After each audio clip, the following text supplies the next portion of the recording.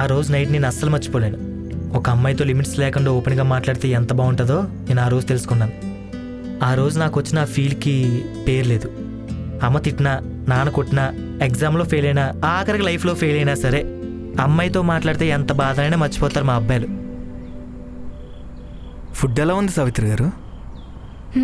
బాగుంది. తిని చెప్పుంటే ఇంకా బాగుండేది. తింటా. అయినా తినేటప్పుడు ఎందుకు ఫోను?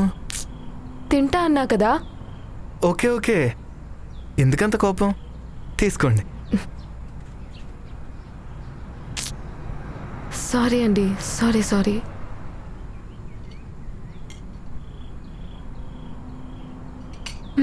బాగుంది.